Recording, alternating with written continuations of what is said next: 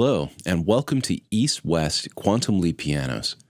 I'm David Earle, and I'll be your host as we explore these really rich and expressive pianos. Nick Phoenix and Doug Rogers, after already making some pretty amazing libraries, decided one day that they were going to create the perfect piano library as well.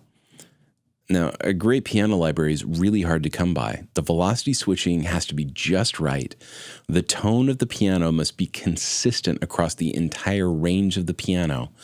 And to capture the piano correctly, it has to be recorded at all kinds of dynamic ranges with different articulations. Nick and Doug took on this monumental task with engineers Ken Scott, Reese Moody, and Beau Fletcher to create an amazingly well-programmed and recorded library of pianos. The Quantum Leap pianos took over 18 months to develop. It incorporates a staggering 270 gigabytes of 24-bit 441K samples. There are 4 pianos in all for this library, and they were recorded with 3 different sets of microphones in different positions in the room for the Platinum Series. This award-winning library offers us the grand, rich experience of playing truly great pianos. So we'll have to have a listen to this and see what makes it so special. Let's jump in. So let's go into the browser here and talk a little bit about these pianos. There are 4 pianos in all: a Bechstein, Bösendorfer, Steinway, and a Yamaha. The Bechstein's a really neat piano, very good technical piano, very good for classical music. But what's special about the way that this library was recorded was Doug and Nick brought in this guy, Ken Scott, who was actually the engineer for Creme of the Century by Supertramp. And they had him mic up the piano to give it this really awesome rock pop sound. The Bösendorfer that they have, Bösendorfers are really well known in the industry and in the classical world. Bösendorfers, especially the 290 Imperials, have this really unique 98 key layout. Instead of 88 keys, they have 98 keys. It's another 9-foot piano, just like the Bechstein. And it was actually played by a Russian concert pianist for 4 years, so it kind of really broke in the piano. So the Steinway, this is a very good sort of classic piano that's used in all kinds of recordings. Everybody knows what a Steinway sounds like. It's a beautiful D series that has that beautiful Steinway bell-like tone. And again, it's also a 9-foot piano. Yamahas are well known for their rock and pop sound. They're very bright. They cut through mixes really well. And they are also, they've also been played by people like Bill Evans, who's a really amazing jazz pianist. So it's a very versatile piano and very popular in rock. So this is a 7-foot Yamaha Grand. In each of these folders, you'll see that there are full patches. And then there's one called Full Patches DYN, which means dynamic layers. The dynamic layers in these patches, there's up to 18 of them, which is pretty fantastic. It's amazing. If you have it driving a piece, if it's the main voice in a piece of music, you probably want to use the dynamic patches. They also have full patches, which don't have quite as many dynamic layers, but you're not going to be cheating on the sound. The sound is still really wonderful. Then we have our light patches. We have a dynamic and light patches. These are CPU saving, RAM saving, hard drive saving. You can use them if your system isn't quite up to the task of playing the really beefy patches. Those are going to be consistent between the Bechstein, the Bösendorfer, and the Steinway. And then on the Yamaha, we have just full patches and light patches. It's a little bit simpler. Now, each of these master libraries, if you go in here and you go into the master, what you're going to be getting is sustain. Like if you're sustaining notes, you have sustain with pedal. So that's instead of just holding your fingers down on the keys, that's holding it down with a pedal. Repetitions with pedal, soft pedal sustain with pedal. So it's using both the soft pedal and the sustain pedal. And then you have true staccato on the mod wheel. So that helps, when you play staccato on a piano, you can't use the same samples that you're using when you're playing it sustained and more legato. And you get release trails as well. So as you can tell, very, very well thought out library with some pretty deep programming going into it. If I come over to the right and choose the classic pop Bechstein, just going to play this a little bit so you can hear it.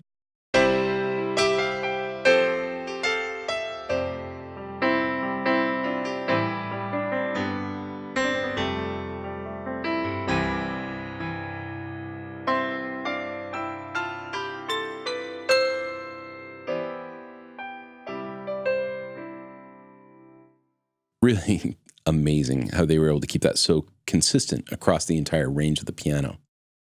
If we go into the Bösendorfer,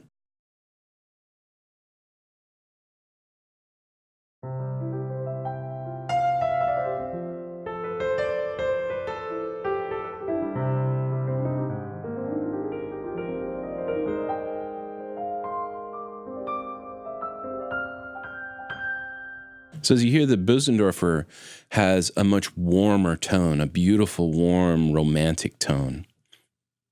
If we get into the Steinway, Steinways usually have a very bell-like tone, and they change pretty radically when you play with high dynamic range.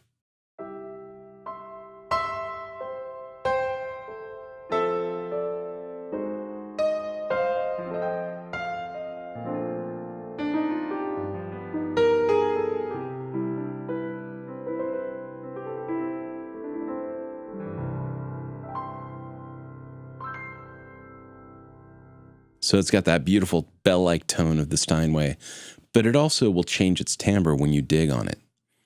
Then we get to the Yamaha.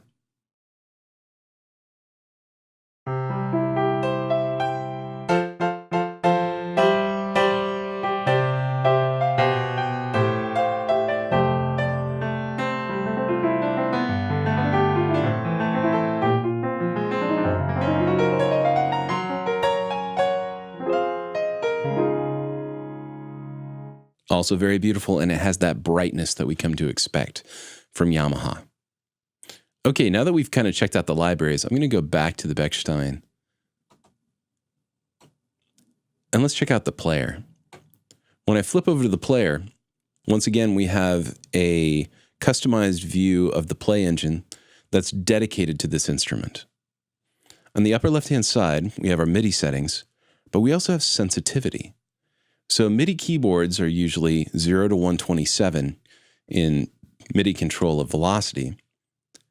If we click and hold and move this, you can see that instead of just a linear line of 0 to 127 with velocity, we can change the sensitivity so that it can become more responsive as we pull up, and it can have a little less, I wouldn't say responsive, but I'd say that it would have a slightly different curve as we play in velocity. Below that, we can show the articulations. So these are the different sets of samples that are making up the sound. So we have sustain, sustain pedal, true repetition, and then repetition on pedal. Below that, we have a visual representation of an envelope. So even though it's a piano, which is a percussion instrument, we can turn the attack up, and we can get some interesting sound design.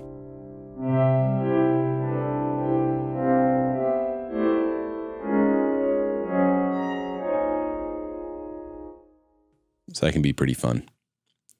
Over to the right, we have our ambience, which is going to be a list of different types of reverb impulse responses that we can load into a convolution reverb engine that's built in.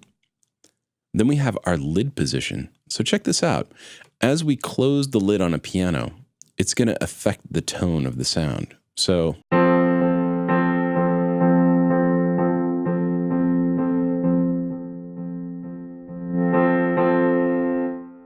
fully closed to fully open, we change the sound. Pretty cool. Below that, we have our microphone setup. If you're running the Gold series of Quantum Leap pianos, you'll have the player position. But if you're running Platinum, you can choose close and room mics as well. What's interesting about loading these mic positions is that you're loading a whole different set of samples. This is not some kind of impulse response or any kind of effect that's going on. These are actual mic positions that were used when the piano was originally recorded.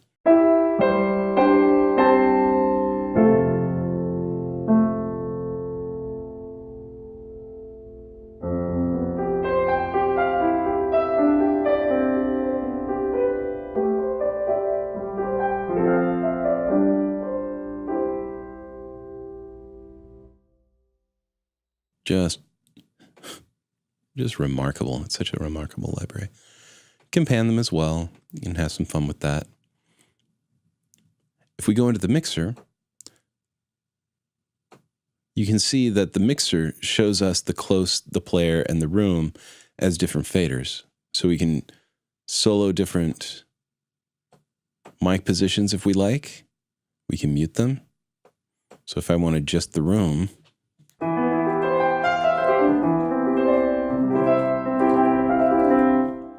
so that's pretty cool. If we select the effects section in the mixer, we get an SSL channel strip, convolution reverb, and the SSL bus compressor. Above that, we also have an amp simulator and Omicide. So we have these beautiful, pristine pianos, but if we want to, throw them through a guitar amp. Why not?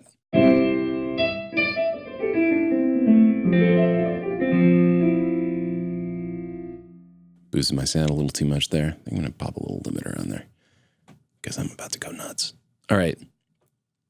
So we have this beautiful piano library going through an amp simulator. And then if we really want to get crazy, we switch on Omicide.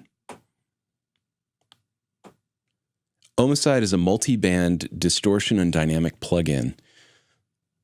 We can go in here and choose the crossover between our bands. And then we have 4 individual channel strips that control the timbre of the distortion and how it reacts to that specific band. So if I was to solo out this band here and turn up the gain, choose myself some sort of distortion type.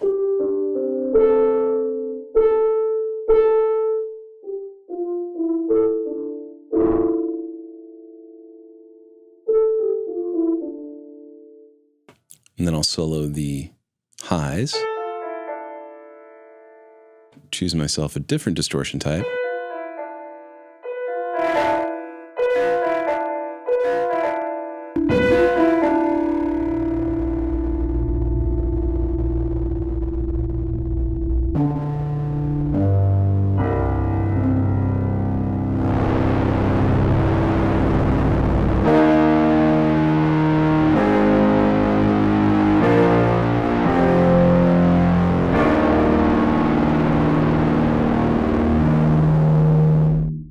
So yeah, Omicide is included on all Play instruments now.